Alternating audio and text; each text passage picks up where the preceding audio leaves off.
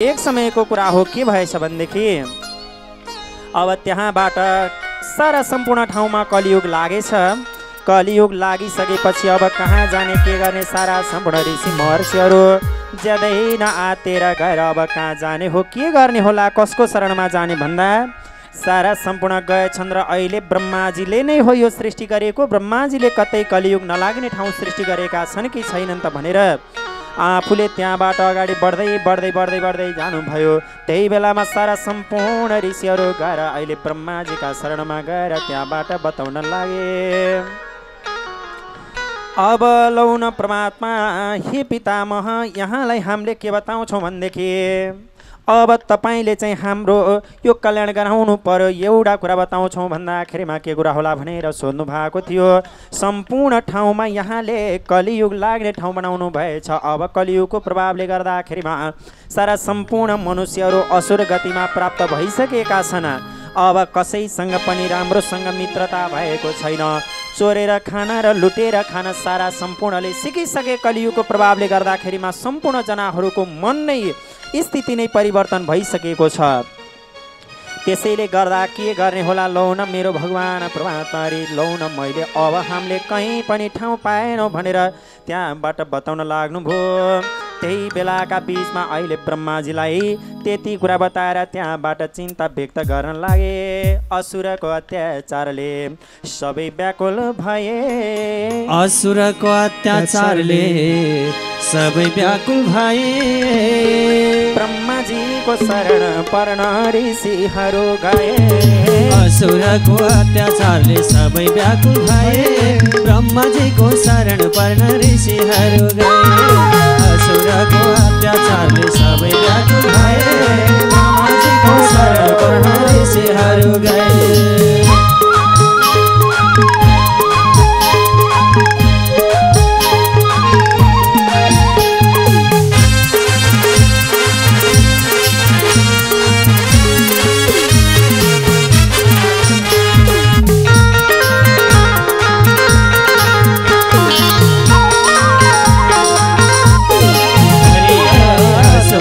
अत्याचारले सबै व्याकुल भए। ब्रह्माजीको शरण पर्न ऋषिहरू गए। असुरको अत्याचारले सबै व्याकुल भए। ब्रह्माजीको शरण पर्न ऋषिहरू गए।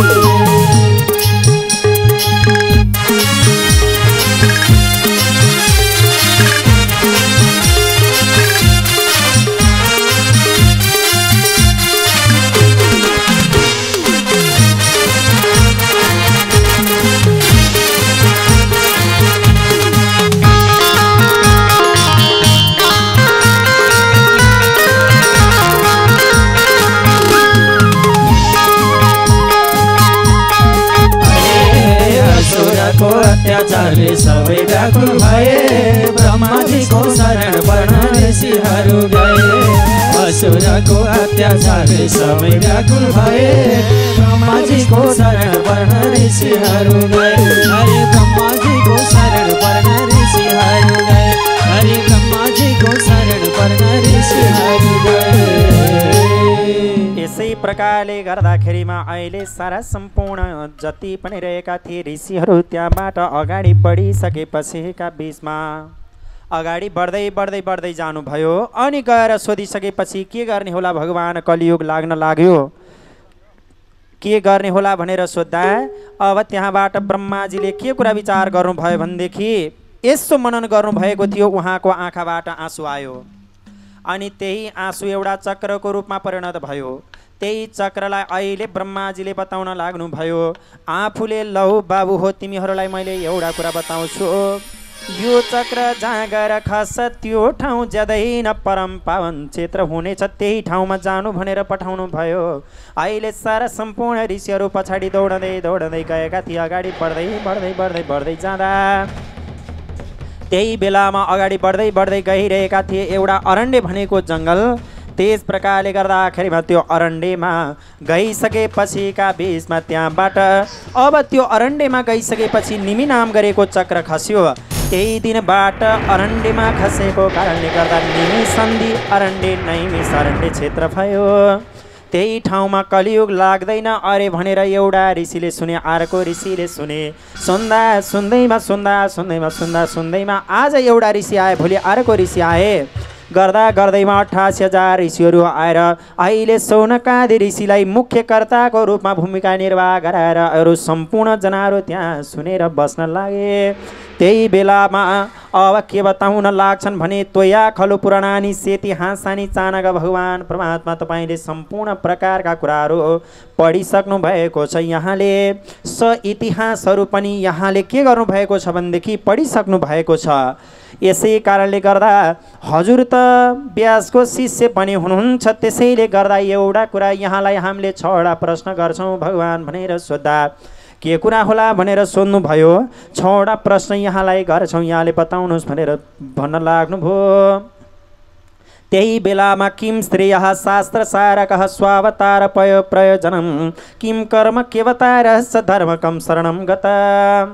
अब कलियुग लागिराखेको कारणले गर्दाखेरिमा, लाग्न खोजेको कारणले गर्दाखेरिमा अब कलियुगमा गइसकेपछि मनुष्यको कर्म भनेको कस्तो हुन्छ, मनुष्यलाई कस्तो गरेर चाहिँ श्रेय हुन्छ, कल्याण हुन्छ, यो मनुष्यलाई कल्याण हुने उपाय बताउनु होला कलियुगमा, यो पहिलो प्रश्न।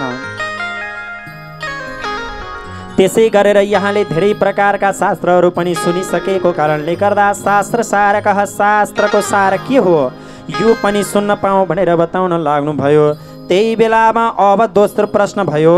तेस्रो प्रश्न भनेको स्वावतार प्रयोजनमा, यो भगवान परमात्माले आफूले अवतार लिनु पर्ने कारण के हो, अवतार लिएर जब यस प्रकारले गर्दाखेरिमा उहाँबाट प्रयोजन, अवतारको प्रयोजन के हो यो कुरा बताउनुहोस् भनेर तेस्रो प्रश्न गर्नुभयो। 4औं प्रश्नका लागिमा किम कर्म, कस्तो प्रकारको कर्म गर्नुहुन्छ यो कर्म पनि बताउनुहोस् भनेर बताउन लाग्नुभयो। के कर्म गर्नुहुन्छ त भगवानले अवतार धारण गरेर, यो मैले यहाँलाई बताएँ। 4औं प्रश्न भयो। 5औं प्रश्नका लागिमा के अवतार सह भगवान परमात्माले कति अवतार ग्रहण गर्नुभयो अवतारका विषयमा बताउनु होला।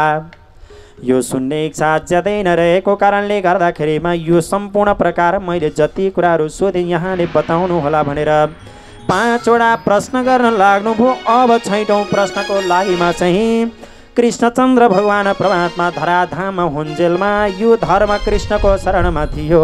कृष्णचन्द्र भगवान परमात्मा धराधामलाई छोडेर आफू गोलोकधाममा प्रवेश गरिसकेपछि धर्मकम शरणम गतः, धर्म कसको शरणमा गयो भनेर अहिले यही प्रकारबाट 6वटा प्रश्न गर्न लागे। त्यही बेलामा 6वटा प्रश्नका लाइमा यति कुरा सुनिसकेपछि त्यहाँबाट व्यासजीले के कुरा, जब सुतजीले कस्तो कुरा विचार गर्नुभयो भनेदेखि तपाईहरूले गरेको प्रश्न ज्यादै नै राम्रो छ। लोक मङ्गल, यस प्रकारका लोक मङ्गल, लोकलाई कल्याण गराउनेवाला मङ्गलकारी कुराहरू यहाँले सोधेको कारणले गर्दाखेरिमा अबका लाइमा म एउटा कुरा बताउँछु, मैले पनि मङ्गलाचरण गर्नुपर्ने हुन्छ भनेर अहिले सुतजीले मङ्गलाचरण गर्न लाग्नुभयो। यम प्रव्रजन्त मनुपेतमपेत कृतं द्वैपायनु विरहका तराजुहाव पुत्रेति तन्मयतया तरवो भिनेदोष त्वं सर्वभूत हृदयं मुनिमानतोऽस्मि। यम प्रव्रजन्त व्रजगतौ धातु, यम प्रव्रजन्त जुन बेलामा आफ्नो यज्ञोपवीत संस्कार भएको थिएन त्यही बेलामा घर छोडेर जानेवाला, त्यही बेलामा आफ्नो पिताजीले बोलाउनु भएको थियो, द्वैपायनले बोलाएको बेलामा त्यही बेलामा विरहका तर आज हाव, त्यही प्रकारले विरहले कातर भएर अहिले आज हाव बोलाउन लाग्नुभयो। पुत्र पुत्र पुत्र पुत्र इति पुत्रेति भन्दै बोलाएको बेलामा त्यही बेलामा तपाईँको पुत्र त जब यस प्रकारले गर्दाखेरिमा अगाडि बढिरहेका छन्, तपाईँको छोरो फर्केर अब आउनेवाला छैनन् भनेर त्यतिखेर रुख बिरुवाहरूले तरवहरूले चाहिँ उत्तर दिएका थिए। त्यसैले सारा सम्पूर्णको हृदयमा रहनु भएको रहेछ आत्माको रूपले भनेर त्यस्ता आत्माको रूपले रहनेवाला सुखदेव स्वामीलाई मेरो कोटि कोटि प्रणाम। यही प्रकारका कुराहरू त्यहाँ बताउन लाग्नुभयो। संसारबाट करुणा चाहने, संसारबाट उम्केर जान चाहनेवाला, यो भव सागरमा नपर्नेवाला, पर्न नखोज्नेवाला जति पनि रहेका छन् तिनीहरूका लागिमा श्रीमद् भागवत महापुराण जस्तो सूर्यको उदय भइसकेको छ। त्यसैले यस्ता चाहिँ पुराणको रचना गर्नेवालाका पुत्र उनै सुखदेव स्वामीलाई मेरो कोटि कोटि कोटि प्रणाम भनेर यस प्रकारबाट बताउन लाग्नुभयो। यिनै कुराहरू बताइसकेपछिका बीचमा यो 6वटा प्रश्नले श्रीमद् भागवत महापुराण सम्पन्न हुन्छ। यिनै कुराहरू गराउँदै जानुभयो, तैपनि यहाँहरूलाई मैले छोटकरीमा बताइदिन्छु। कृष्ण भक्ति परम श्रेय शास्त्र सारस्य सैव हि प्रयोजनम सतोरक्ष कर्म श्रेष्ठ्यादि लक्षणम अवतार संख्य धर्म भागवते स्थित। तपाईले प्रश्न गर्नुभएको थियो कुन चाहिँ श्रेय हो, मनुष्यको कल्याण के हो भनेर सोध्नु भएको थियो। कृष्ण भक्ति परम श्रेय, कृष्ण भगवानमा भक्ति लगाउनु नै सबैभन्दा ठुलो कल्याण हुन्छ कलियुगी मनुष्यको लागिमा। त्यसै गरेर शास्त्र सारस्य सैव हि, शास्त्रको सार भनेको पनि त्यही नै हो। कृष्ण भगवानमा मनन गर्नु, कृष्ण भगवानमा चिन्तन गर्नु, त्यही नै हो शास्त्रको सार। त्यस्तै गरेर प्रयोजनम सतोरक्षा भनेको छ। अब त्यसैले गर्दाखेरिमा त्यहाँबाट प्रयोजनम सतोरक्षा, सतजनहरूको रक्षा गर्नु नै। सतजन सत गौ ब्राह्मण हिताय च, यिनीहरूको हित गर्नका लागिमा कृष्णचन्द्र भगवान परमात्माले अहिले त्यहाँबाट उनै भगवान परमात्माले अवतार धारण गर्नुहुनेछ। अनि कुन कुन कर्म गर्नुहुन्छ भन्दाखेरिमा सृष्टि आदि लक्षणम, सृष्टि आदि कर्म गर्नुहुन्छ। सृष्टि गर्नुहुन्छ, पालन गर्नुहुन्छ, संहार गर्नुहुन्छ। यस्ता भगवान परमात्माले हुनुहुन्छ। 3 प्रकारका कर्म गर्नुहुन्छ। अनि अवतार असंख्य, अवतार भनेको चाहिँ असंख्य मात्रामा छनक गनेर साध्य छैन भगवान परमात्मा। बरु पृथ्वीका धुलाका कणहरू गन्न सक्ला, आकाशबाट वर्षेका पानीका थोपाहरू गन्न सक्ला, आकाशमा रहेका ताराहरूलाई गन्न सक्ला, तर भगवान परमात्माको अवतार गर्न सक्दैन। जसले गन्छु भनेर लाग्छ सतु बाल बुद्धि, तँ मूर्ख बालक जस्तो हुनेछ, त्यो चाहिँ अत्यन्त मूर्ख स्वभावको हुनेछ। त्यसै कारणले गर्दाखेरिमा भगवानको अवतार भनेको असंख्य मात्रामा हुन्छ। अन्तिममा गएर चाहिँ धर्म कसको शरणमा गयो भनेर सोध्नु भएको थियो। धर्म भनेको चाहिँ कृष्णचन्द्र भगवान परमात्माले धराधामलाई छोडेर गइसकेपछि, यो धराधामबाट अन्त्य प्रवेश गरिसकेपछि गोलोकधाममा प्रवेश गर्दाखेरिमा यो श्रीमद् भागवत महापुराणलाई प्रवेश गराएर त्यहाँबाट भागवतमा धर्मलाई स्थित गरेर कृष्णचन्द्र भगवान परमात्मा जानुभएको थियो। त्यसैले गर्दाखेरिमा प्रत्यक्ष कृष्ण एव हि पनि भन्छ। यो जुन श्रीमद् भागवतलाई सेतो पानामा कालो अक्षरले लेखे तापनि यो श्रीमद् भागवत महापुराणमा अक्षर अक्षरमा यहाँबाट कृष्ण भगवान झल्किनुहुन्छ। यिनै प्रकारका कुराहरू त्यहाँबाट बताउन लाग्नुभयो। आउन कृष्ण बसन हाम्रो मनैमा, ए नजाऊ कृष्ण छोडेर हो वृन्दावनैमा। आउन कृष्ण बसन हाम्रो मनैमा, नजाऊ कृष्ण छोडेर वृन्दावनैमा। आउन कृष्ण बसन हाम्रो मनैमा, नजाऊ कृष्ण छोडेर वृन्दावनैमा। नाचौँ है नाचौँ।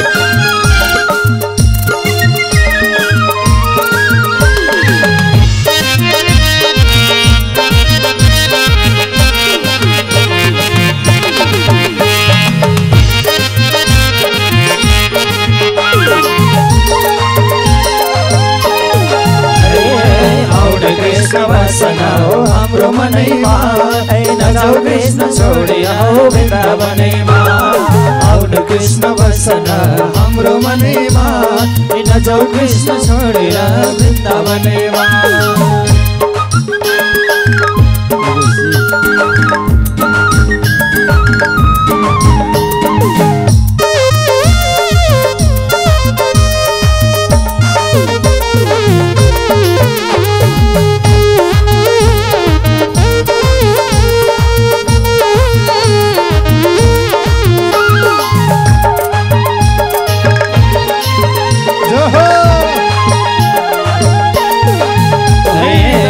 कृष्ण बसन हाम्रो मनैमा, नजाऊ कृष्ण छोडेर वृन्दावनैमा।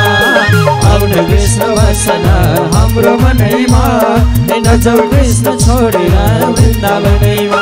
हरि नजाऊ कृष्ण छोडेर वृन्दावनैमा। अरे नजाऊ कृष्ण छोडेर वृन्दावनैमा। कृष्ण तिम्रो बाँसुरीले घायल पार्यो मन, कृष्ण तिम्रो बाँसुरीले घायल पार्यो मन। घर छोडी आएका छौँ तिम्रै वृन्दावन। आउन कृष्ण बसन हाम्रो मनैमा, नजाऊ कृष्ण छोडेर वृन्दावनैमा। आउन कृष्ण बसन हाम्रो मनैमा, नजाऊ कृष्ण छोडेर वृन्दावनैमा।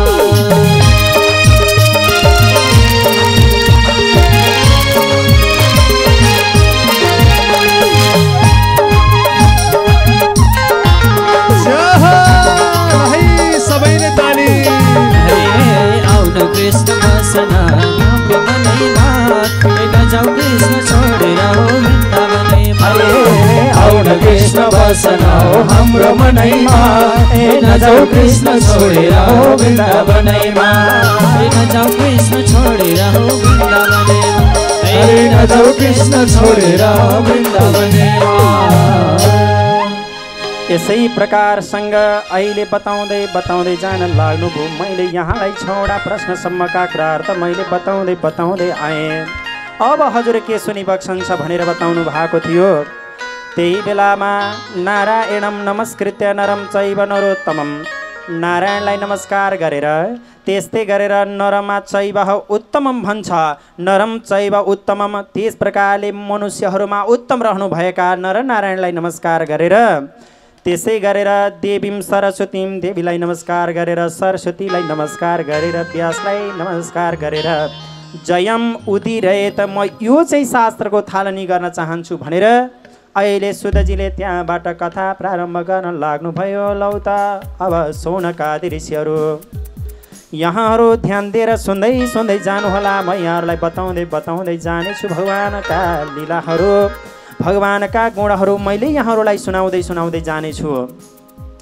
सबैभन्दा पहिला सुरुमा के हुन्छ भनेदेखि सबै पुंसाम परो धर्म यतो भक्ति अधोक्ष जे भन्छ।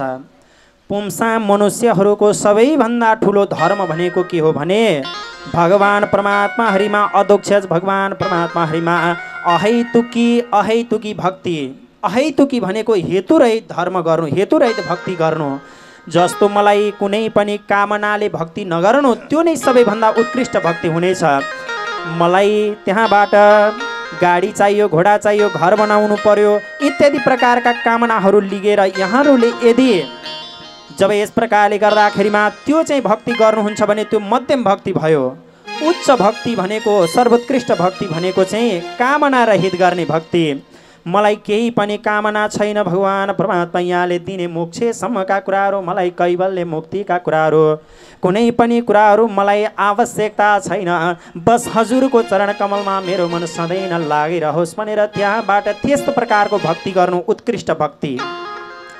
अनि अधम भक्ति भनेको चाहिँ छिमेकीको नराम्रो होस् हे भगवान परमात्मा, त्यसको चाहिँ नराम्रो भइजाओस्, मेरो मात्रै राम्रो होस्, छिमेकीको नराम्रो हुँदै जाओस्, त्यसको सबै कुराहरू पालेका पशु चौपायाहरू पनि बिग्रँदै जाउन्, मर्दै जाउन्।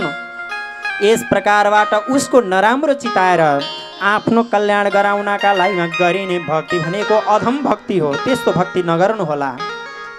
यही प्रकारका कुराहरू त्यहाँबाट बताउन लाग्नुभयो। त्यसै कारणले गर्दा अब म यहाँहरूलाई के बताउँछु भनेदेखि अब त्यहाँबाट के बताउनु भएको